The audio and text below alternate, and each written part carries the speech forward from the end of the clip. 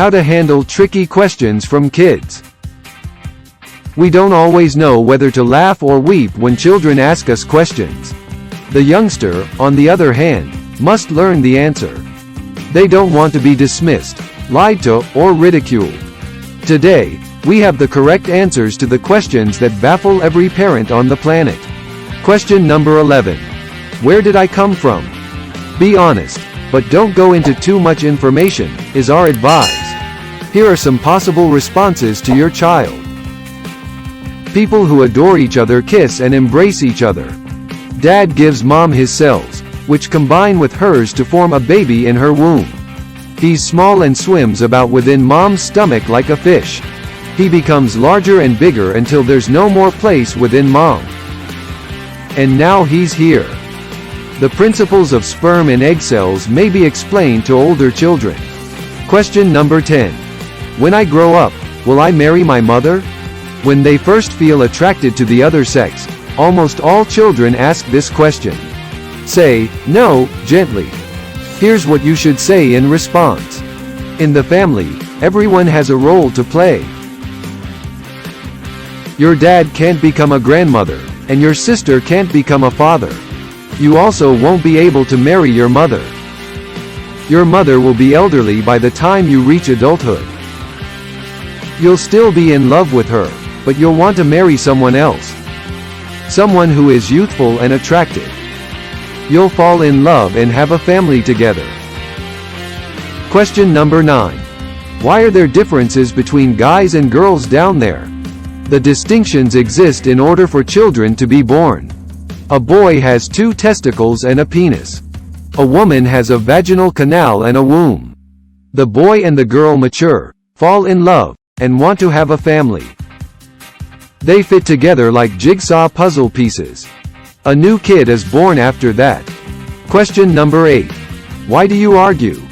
When their parents dispute, children unconsciously feel guilty. It's critical that they comprehend that it's not their fault. People quarrel because they don't always agree with one another's viewpoints. Children and adults dispute from time to time, but we always make up because we care about one another, and we both care about you. Question number 7. Why is that woman so chubby? If your kid draws attention to others in a public location, don't scold them, since this might develop to intolerance. Say anything like this instead. Everyone is unique. People come in many shapes and sizes, including tall, short, obese, and skinny. When individuals are unwell, they might take on a distinct appearance. By pointing up their differences, you might cause them pain. To avoid upsetting others, it's best to ask me about them later, when we're alone. Question number 6. Do you love my sister or do you love me more? Siblings are continuously competing for their parents' affection. You shouldn't hold one kid up as an example for their siblings, or claim that you prefer one over the other because they're more academically successful. Rather, say this. You're all unique, and our love for you is shown in a variety of ways. What we love you all equally, just as you love your parents equally. I hold both of you in high regard. Question number 5. Is the doctor going to harm me? Explain why the procedure is required to your kid. Never make fun of them because they are afraid. The doctor does not want to harm you. It is their duty to combat germs and diseases. It may be uncomfortable, but without it, you will not improve. I also received an injection while I was unwell. I was terrified, but I overcame it, and you can too. Question number 4. Will I perish? Will you join us? Don't deceive your kids about death. They are capable of accepting the truth. People, animals, and even flowers, you may say, all die one day. It's a natural rule. It implies that there is enough room in the universe for everyone who is born.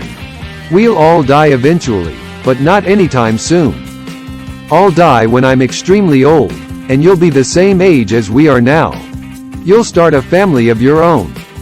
Then they'll mature. You'll grow old and eventually go. But first, you'll enjoy a fantastic life filled with experiences and discoveries. Question number 3. Why do you leave me to go to work? Make it clear that your work is something you must perform. Make a big deal about how happy you'll be when you go home and see each other again. I don't want to leave you, but I'm afraid I have no choice. Work is vital, but keep in mind that I'll be returning this evening, and we'll be overjoyed to see each other once again. Let's make a trade. You take my bracelet, and I'll take your toy, and even though we're apart, we'll feel each other's presence. Question number 2. Why are you permitted but I am not? Don't be afraid to confess that you aren't perfect. It's critical that your youngster understands that he or she should not imitate everything their parents do. Yes, I smoke and use the internet late at night, but I don't want you to make the same errors I did. This is a poor habit that I'm going to break since I want to improve myself. Question number 1. What happens if the monster beneath the bed eats me? Take your child's worry seriously, and work together to figure out ways to convert unpleasant situations into positive ones. This is how you should respond to your kid. Please tell me more about the creature. Did you know that monsters are terrified of spells that use magic? Let's figure it out together. This isn't your average TV remote. Do you notice the hidden button? The monster vanishes when you push it. Let's keep the remote in your bedside table. Here's where you can get your bonus. Answering your child's inquiries should follow some basic guidelines. Number 1. A youngster does not need any further information beyond that which they have inquired about. Give them straightforward responses. Number 2. Admit to your youngster that you don't know the solution to their query. Then, as a group, figure out the solution. Number 3. Never speak to them in a condescending tone of voice, as if you were a teacher.